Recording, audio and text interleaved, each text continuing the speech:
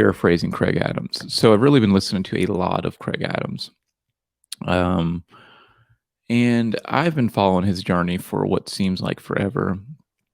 There's sometimes things where I'm like, that doesn't make any sense. I don't agree with that.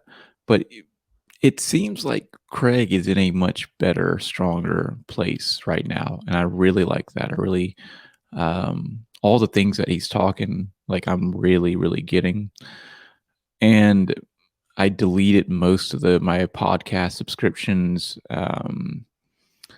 just deleted most everything, just kept a few.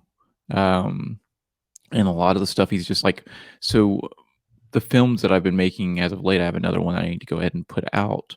I wrapped up the film. Still need to do kind of the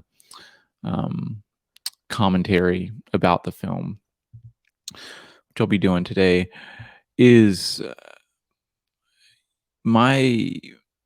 I've been going. This is another reason why I think I got depressed too. Is I've been going back and forth with my own filmmaking style, and there's it depends. Like there's a return on.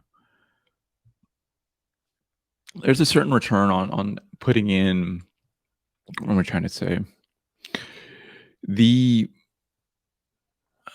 I have several, almost like Eminem has all these different styles lyrically. I have all these different styles as far as filmmaking, and some of them are easier to create, or take more time, or just more complex. They're all have their own pros and cons.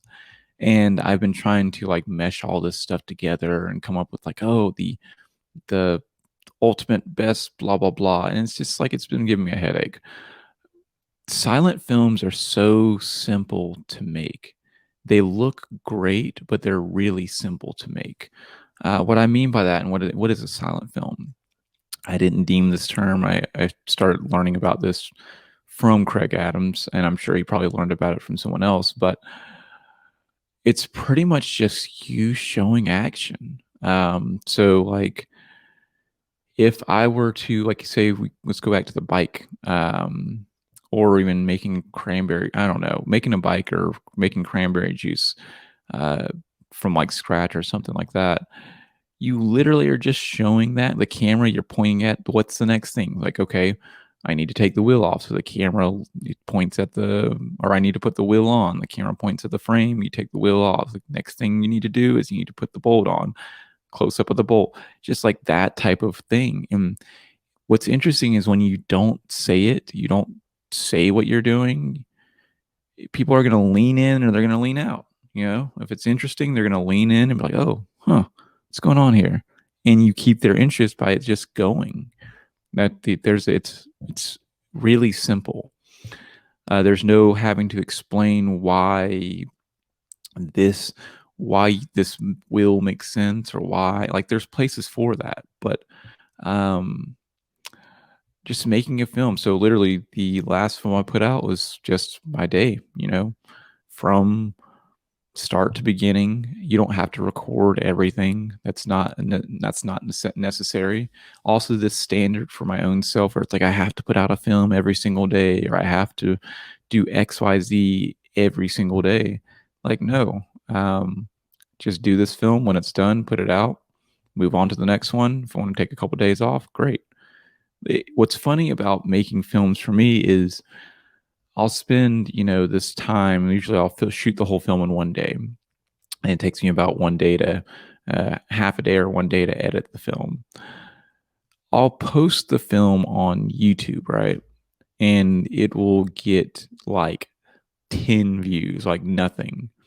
But then I chop it up into 15-second clips or 30-second clips and put those on Instagram.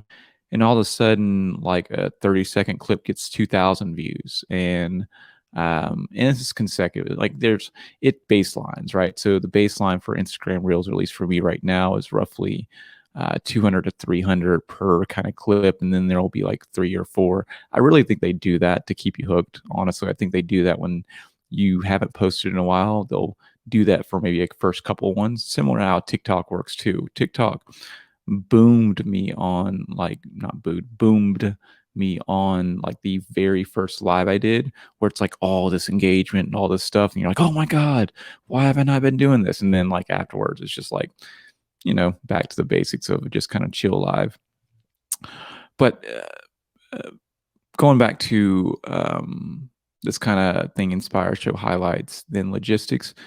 Inspire is just like, just you're showing what it is. If someone actually wants to learn more about that bike and understand how it's made, they'll watch the film, and then at the end of the film, this is what Craig Adams does, and this is what I'm going to do, and that's what I'm doing now too. Is he'll go back kind of through the film and kind of just give commentary or like a how to, or like giving the logistics of it, but you're really just talking then. So you have two places on both sides. You have a place where you can just show, and you have a place where you can just talk without limits. A lot of times in YouTube videos, you have to hit a certain amount, like you got to be within this certain range, or you got to cut out all the extra stuff that you want to really talk about. But this gives gives you an opening to be able to talk about both, or do both at the same time. All right, trailer, then chronological, then how-to analysis. This is just another thing in the podcast, me kind of reordering. So the trailer would be like kind of like the highlight. The chronological would just be like what it is. So if we're talking about, I'm kind of tired of talking about bikes now. Let's go to like, I don't know, making, Laura made like field strawberries last night. So I kind of use it as an example, but the trailer might be like a 30-second trailer of like these beautiful, delicious strawberries all the way done, right? Just looking really good.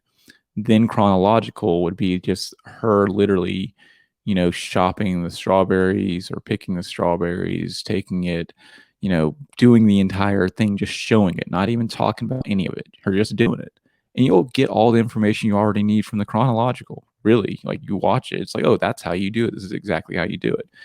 Then the how-to/analysis would be a video after that with her just talking about her experience. It could have been like, what type of strawberries maybe to get, or troubles that she had on the way, or just like that. All of that is really good information. The trailer is good for people just like, oh, well, this is cool. And if they want to lean in, you got the chronological. And if they want to lean in even more, here's how to do it.